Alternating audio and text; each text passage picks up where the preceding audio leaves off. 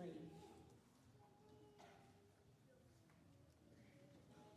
Now, I'll be reading from the NIV, and I see that AJ is here, so I'll get AJ to stand up with a loud, bold voice, and can you read it to us? And I'm picking on AJ because he's a little cousin of mine that I never ever see.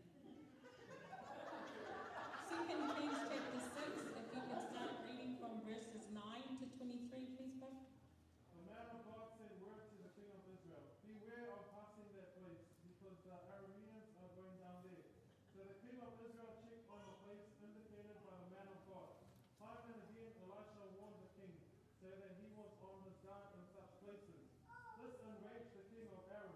He summoned his officers and demanded of them, tell me, which of us is on the side of the king of Israel? None of us, my lord the king, said one of his officers, but Elisha the prophet, who was in Israel, tell us the king of Israel the very words you speak in your vision. Go, find out where he is, the king ordered, so I can send men and capture him. The report came back, he is in Dothan. Then he sent horses and chariots and a strong force there. They went by night and surrounded the city. When the servant of the man of God got up and went out early the next morning, an army with horses and chariots had surrounded the city. Oh no, my lord, what shall we do? The servant asked. Don't be afraid, the prophet answered. Those who are with us are more than those who are with them. And Elisha prayed, open his eyes, Lord, so that he may see. Then the Lord opened the servant's eyes, and he looked and saw the hills full of horses and chariots of fire all around Elisha. As the enemy came down toward him, Elisha prayed to the Lord, strike this army with blindness. So he struck them with blindness, and as Elisha had asked. Elisha told him, this is not the road, and this is not the city. Follow me, and I will lead you to the man you are looking for. And he led them to Samaria. After they entered the city, Elisha said, Lord, open the eyes of these men so that they can see. Then the Lord opened their eyes, and they looked, and they were there, inside Samaria. When the king of Israel saw them, he asked Elisha, shall I kill them, my father? Shall I kill them? Do not kill them, he answered. Would you kill those you have captured with your own sword or bow? Set food and water before them so that they may eat and drink, and then go back to their master. So he prepared a great feast for them, and after they had finished eating and drinking, he sent them away, and they returned to their master. So the band of Aaron stopped raiding Israel's territory. Amen. This will be the reading of the word of the Lord. Thank you, MJ. Our theme for today is, let God help you change your perceptions. Amen. Let God help you change your perceptions. Perceptions means what you see. Let God help you see. Let God help you see. Amen? This is an amazing story. Now, I'm going to be reading notes because chemo brain literally does exist, so I forget. And so when I keep looking down, it's because I have to keep my brain up and going again. But this is an amazing story of a person's complete faith and trust in God despite the huge challenge that was faced. Our theme again, let God help you change your perceptions. The way we see things affects our belief systems. It affects our values. It affects everything we do. How we see things also affects our judgment of what is happening, whether it's in our lives or others' lives. And a lot of times we assume what others are doing or saying by what we see. Amen? In this story that AJ has read, there are two main characters who both had different perceptions. It begins when the king of Aram was at war with the nation of Israel. Time and time again, the king would order an ambush, telling the commanding officer where they were going to attack. And each time, God would tell the prophet Elisha what the king of Aram was up to. Elisha would then tell the king of Israel, and the Aramites could not ambush him because there would be no one there to attack in the places instructed, because the Israelites would have been warned. This made the king of Aram very angry, and he questioned, who is leaking information? Who is the whistleblower to the Israelites? In verse 12 of this chapter it says, none of us, my lord. The king, said one of the officers, but Elisha the prophet is in Israel. He tells the king of Israel the very words you say in your bedroom. It's amazing when a person is connected to God or has an intimate relationship with God to know how that person would be used. And we've heard that, for the last 2 days of a testimony of a great woman and her relationship with God. Elisha's perception of God God was strong because he took the time to truly listen and obey. When the king of Aram found out how the Israelites knew about the ambushes, he sent men to find out where Elisha was and to surround the city where he lived so that he would be captured and punished. Let God help you change your perceptions. How can we change our perceptions? Number one, by encouraging others during difficult times. By encouraging others during difficult times. We can change our perceptions by being an encourager rather than the one who becomes easily discouraged and gives up. We can change our perceptions with not dwelling on what is happening around us, but on dwelling on the shelter of the Most High. The Bible says that when Elisha's servant got up and went out early the next morning, he saw an army with horses and chariots that surrounded the city. And as in verse 14, when they found out that Elisha was in Dothan, they went by night to surround the city. Can you imagine opening up your curtain in the morning to find a whole legion of people get up for battle looking straight at you? Could you imagine that? Opening up your curtain and say, oh, what's happening around us? You could imagine, because it's exactly what the servant of Elisha was doing. He would have been anxious because this is what he said, oh my Lord, what shall we do? Someone with anxiousness, someone who's in fear, someone's going, oh my gosh, what do we do? What do we do? What do we do? You could just imagine the panic when he went to open up, and all around the hills were the chariots of these Armenians. Amen? I would have been anxious in that situation, trying to figure out how I was going to get out of there alive. I would have become so discouraged, as a servant was, but not Elisha. Amen? Because Elisha dwelt in the shelter of the Most High. He knew his God is mighty and able to do the impossible. Elisha rested in the shadow of the Almighty. He was at peace, and he said to his servant, don't be afraid. Those who are with us are more than those who were there. An encourager is a person who is most needed in the body of Christ. Someone who is able to face challenges without being intimidated. Someone who makes time to dwell in the presence of the Holy Spirit. Someone who you know will give you good advice and not allow you to wallow in self-pity. Someone who lifts you up like Elisha did to his servant. Proverbs 25:11 it says, the right word spoken at the right time is as beautiful as gold apples in a silver bowl. Amen? Because of Elijah's encouragement, it gave the servant courage to stand strong. The servant's perception changed from being anxious or scared to having courage because of the prophet's encouragement.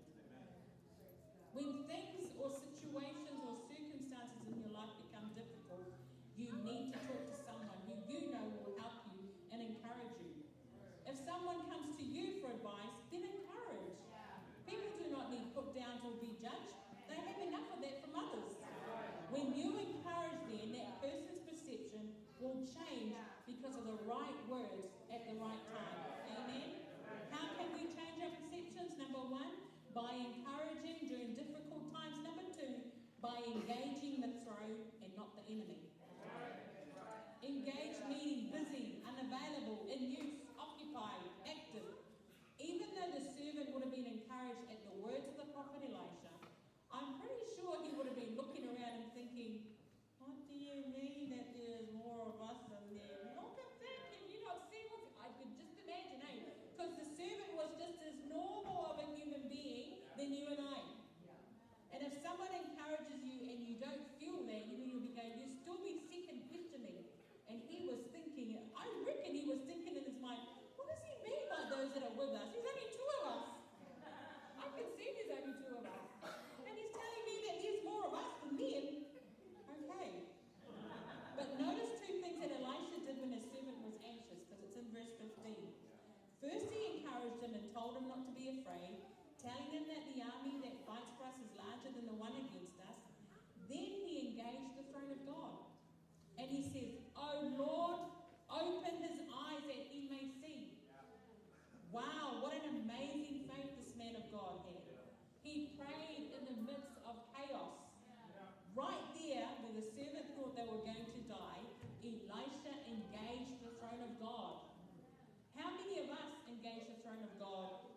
the midst of our chaos? And if we do, how much faith goes with that? Or is it more anxiousness? Like if someone's standing at your door, the power's going to be turned off. Father God, please help. Is there faith going with that, or is there more anxiousness? And you're pleading because you can see that person and not God. Amen. Elisha knew that negotiating or compromising with King Aram was just a waste of time. Amen. So he went straight to the maker of the universe to give him courage and boldness to do the impossible, to show his servant who he truly was. In Psalms 91:1, he who dwells in the shelter of the Most High will rest in the shadow of the Almighty. Family of God, storm the heavens with your prayers when times are tough, when people are backstabbing you, when people mock you. Don't engage in a conversation with them. It always gets you nowhere. Instead, engage the throne of God. Talk to him. Plead with him. God always provides for us. He will never leave us stranded like people do. God's promises are always true and amen. Our God is a faithful God. Proverbs 15:29.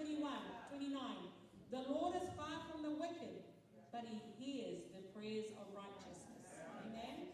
Change your perceptions by engaging the throne of God and not the enemy.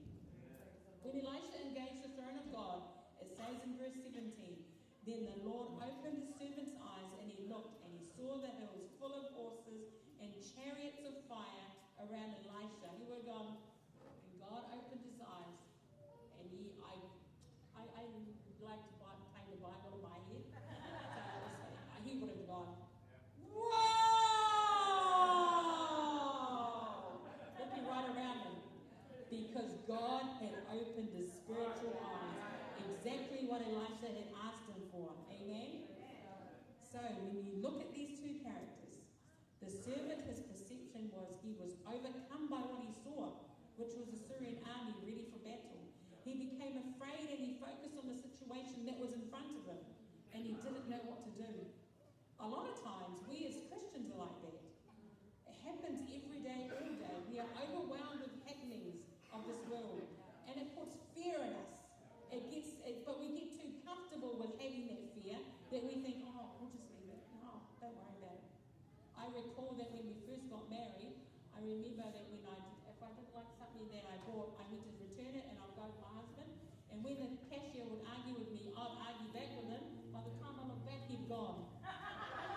But you know what? If we don't fight for our rights, we get too comfortable in what we get. So at the end of the day, we focus on what is wrong and not what we can do to make it right. We focus on how big our problem is and not focus on how big our God is. And number two, Elisha, he saw the situation, yet it never fazed him. I'd love to be like Elisha. I love it when I go through battles and, come on, bring it, bring it, bring it. I'm standing here with my God. But you know what? In all reality, we do get flawed if we get challenged in something. Amen? He trusted God would provide a way out. He kept his focus on God, and he knew what he needed to do. How often are we as Christians confident in situations that we go through that God has us in?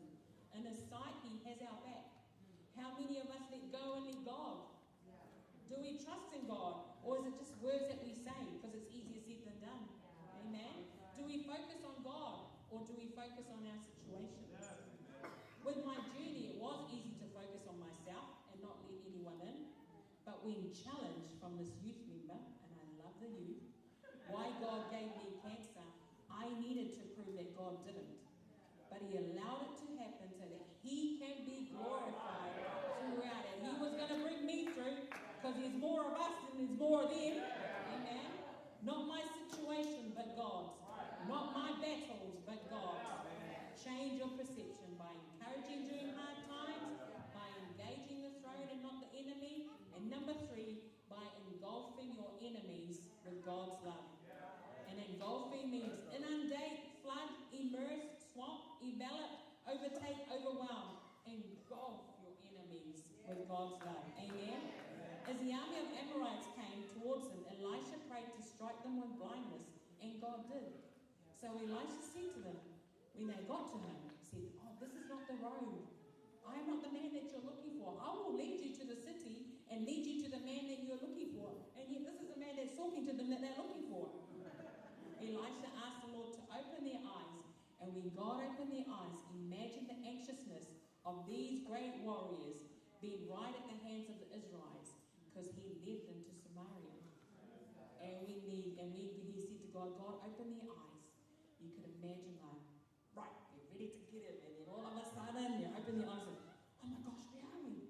Oh my gosh, oh my gosh. You can imagine, there's no warrior there now. Hey. Just imagine.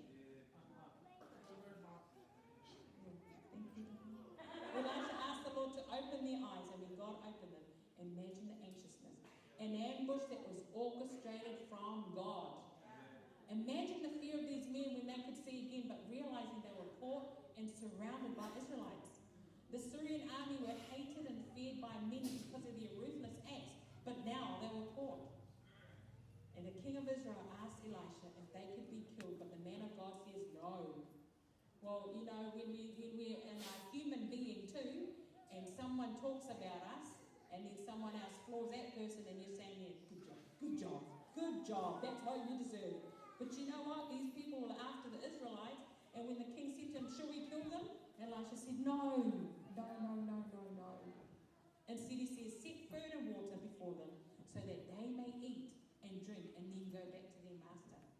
And Luke 6:27-28, but I say to you who are listening, love your enemies. Do good to those who hate you. Bless those who curse you, and pray for those who are cruel to you. And man, we've got heaps of people that don't like us. Heaps of people. Can't touch this though. No skin off my nose is what you hear. Let it go over your head. Hey, it's like the water off a duck's back. Hey. But these are the phrases that you hear. Hey.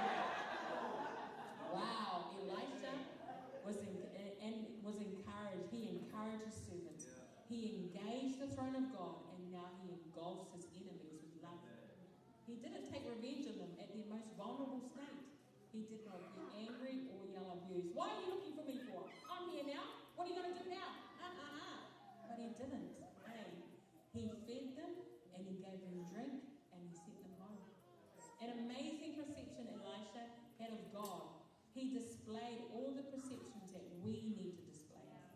The Syrian army's perceptions were changed from terrorists to friends.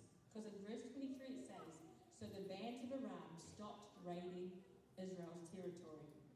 The Israelites' perceptions were changed from fear to hospitality. And their attitudes and the mindsets were changed to actually show God's love. Too many times we focus on the things that happen to us or around us. And it often gets to us, or it stresses us out. It makes us react or gets us in a position that we get angry or bitter. And our judgment is then clouded. It gets us worried. But we need to stop these negative perceptions and change our perception by encouraging during difficult times. If no one is around to encourage, get the word of God. Open it up. I guarantee you that the Holy Spirit will give you a verse that you are needing at that time. Engage the throne of God and not the enemy. Engulf our enemy with God's love. Always easier said than done, but try it. Amen? You know that this is already the 8th month of the year, and a lot would have already happened in our family, in our community, in our nation. And for us to move forward, the first part to moving forward is to change the way you see things. The most important is changing the way you see yourself. It's time to stop the perception that you're not good enough. It's time to stop the perception that I'm useless or a loser. It's time to stop the perception that you'll never amount to anything. It's time to stop the perception that I need to give up. It's time to stop the perception that I'm not good at school. I'm not good at Bible college. It's time to stop the perception that my marriage is not going to work. It's time to stop the perception that I'm a failure. It's time to stop those negative perceptions about yourself and begin by going to someone for encouragement. Start engaging the throne of God and not your situation or circumstances. And start reaching out to love those who hurt you with God's love. Don't wait until tomorrow or next month or in the new year. Start now. Change your perceptions now. Ask for forgiveness now. Renew your thought patterns. your enemies now and change the way you see things, because you can only move forward when you let go of the things that are binding you down and live your life to the best of your ability to glorify and magnify His name. If you dwell in the shelter of the Most High God, if you allow God to change your perceptions, then whatever comes your way, it's okay, because you'll always find rest in the shadow of the Almighty. Be blessed.